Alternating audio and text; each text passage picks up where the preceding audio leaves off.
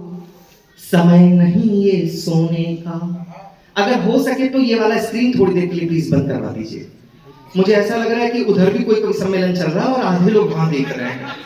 मेरे श्रोता बढ़ रहे हैं, अगर हो सके तो हाँ प्लीज बंद करा दीजिए। ऐसा कुछ एडवर्टाइज वगैरह चलवा दीजिए भैया। बटन मत दो, बटोगे तो। हाँ मैं पंक्ति पढ़ता हूँ, सुनना। कि बहुत सो चुके अब उठ जाओ, समय नहीं ये सोने का।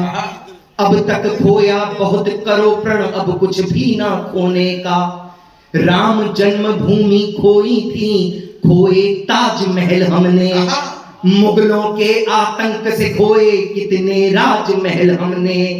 गोपाचल की हर प्रतिमा जुल्मों की कथा सुनाती है। कि गोपाचल की हर प्रतिमा जुल्मों की कथा सुनाती है। किसने कैसे लूटा हमको चीख चीख दर्शाती है। किसने कैसे लूटा हमको चीख चीख दर्शाती है। पृथ्वीराज ने गौरी को 16 युद्धों में जीता था। मेरे पिताजी अतिरिक्त देशभक्त संघ वाले नेकर वाले मुझसे बोले, सौरभ ये जरूर देखना, सीरियल शुरू हुआ पृथ्वीराज चौहान। मैंने पूछा क्यों? बोले देशभक्ति की कविताएं लिखते हो, कंटेंट मिलेगा। साहब पहले एपिसोड से लास्ट एपिसोड तक देखा मैंने, लेकिन वो पृथ्वीराज चौहान संयोगिता के दुपट्टे से बाहर नहीं निकले। मुझे ये नहीं समझ में आया कि ये चैनल वाले, ये टीवी वाले, ये फिल्म वाले हम लोगों को क्या बताना चाहते हैं। क्या ऐसा इतिहास हमारा रहा जैसा हम लोग देख करके तालियां बजा करके लौट आते हैं? अगर लगे कि भगवान राम के इस मंच से ये कविता होनी चाहिए थी, ये विरोध होना चाहिए था, तो एक भी हाथ अब आप लोग का खाली ना रहे। पंक्तियां मैं पढ़ता हूं, आप लोग सुनना। कि पृथ्वीराज ने गौरी को 16 युद्धों में जीता था। अनवरत लड़े 40 युद्ध, वो बाजीराव तो जीता था। उस बाजीराव को मस्तानी के इश्क में मरता दिखा दिया। पृथ्वीराज के शौर्य को प्रेम का पानी भरता दिखा दिया। वो महाराणा जिनके बारे में दिखा सके वो थोड़ा था। एक 40-50 किलोग्राम का आदमी खड़ा किया, बोले ये महाराणा प्रताप हैं, इन्हें महाराणा प्रताप मान लो। आपको नहीं पता था महाराणा प्रताप कौन है, तो आज भी उदयपुर में इनके महल में जाकर उनके वसन और उनका भाला रखा हुआ है, वो देख लो तो आपको पता चल जाएगा कि वो शेर था, कोई भेड़ नहीं था। पंक्तियां पढ़ता हूं और दावा करता हूं कि आप लोगों के कलेजे पर हस्ताक्षर करेगी। कि पृथ्वीराज के शौर्य को प्रेम का पानी भरता दिखा दिया। वो महाराणा जिनके बारे में दिखा सके वो थोड़ा था।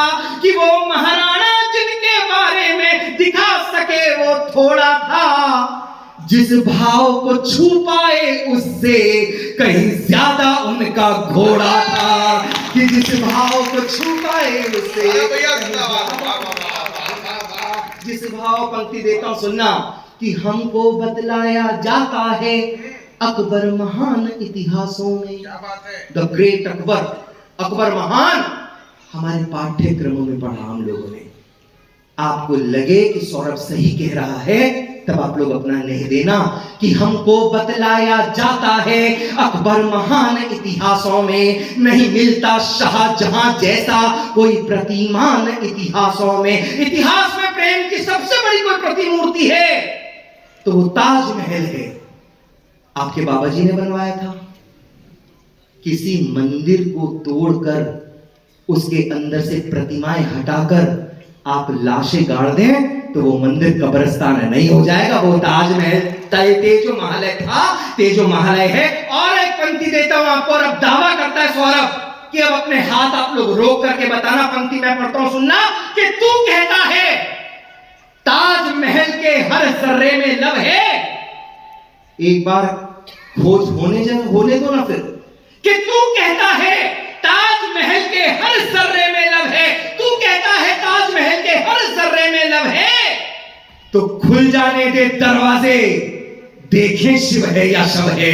कि खुल जाने दे दरवाजे, देखें शिव है या शव है। खुल जाने दे दरवाजे, देखें शिव है या शव है। पंक्ति पढ़ता हूं, पहुंचे। कि हमको बतलाया, और साहब प्रेम प्रेम प्रेम बताएगा ये शाहजहां हम लोगों को। जाकर के इंटरनेट पर सर्च करना, जहां आरा और शाहजहां के बीच क्या संबंध थे। बेटी थी जहांआरा, मुमताज के लिए बनवाया गया ताजमहल। बेटी बड़ी हुई तो शक्ल मिलने लगी मुमताज से उसकी जहांआरा की, उसके ऊपर मोहित हो गए।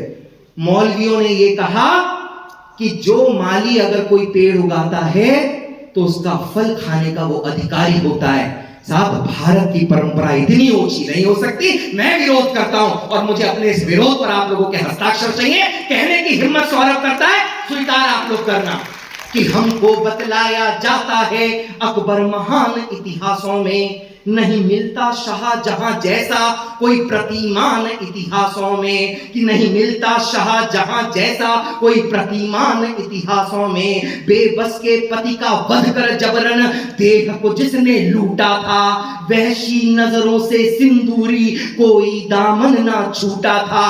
यदि ये महान थे तो वो कौन थे जो असमत से खेले थे, जिनकी बर्बरता के कोड़े हमने पीठों पर झेले थे, जिनकी बर्बरता के कोड़े हमने पीठों पर झेले थे।